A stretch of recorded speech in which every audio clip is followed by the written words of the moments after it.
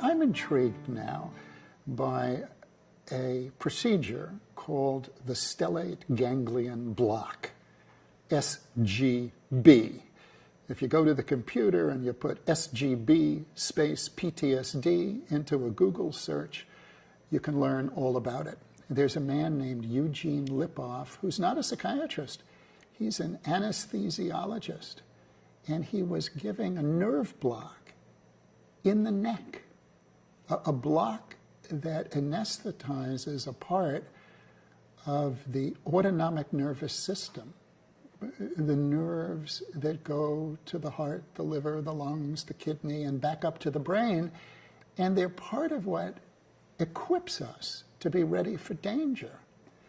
Well, 50 years ago, stellate ganglion blocks were given for head and neck pain and a certain kind of pain that didn't go away, where the nerves that make you very aware of pain and vulnerable to pain are overactive.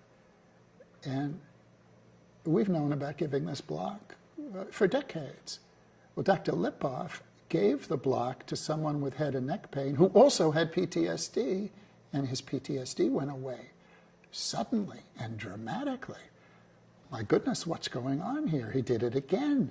Then he trained other people, and we now have given this stellate ganglion block between 200 and 300 times to people with PTSD, military, civilian, and Dr. Lipov has agreed for 10 of my patients to get the block free so that he and I together can look at this and can have an intimate experience with people that we know who can describe very carefully how they are after the block.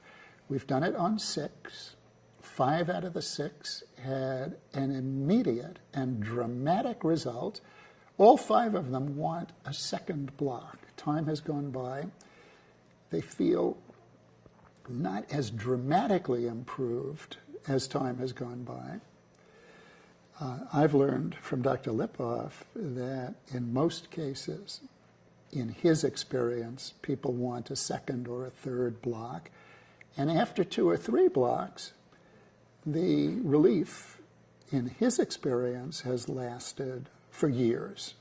He's only done it for about 3 years, and it's lasted for that long. Should there be massive testing of this procedure? Absolutely.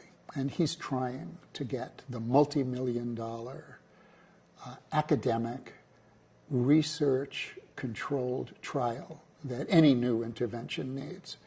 He has FDA approval to do this.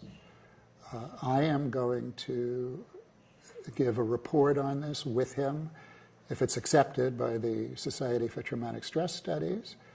And research has already been reported in several journals on this. And it's been done at Walter Reed Hospital and at Tripler Army Hospital. So not only is there a chance for a surgical intervention for PTSD, but there's a chance to look at the problem in a whole different way.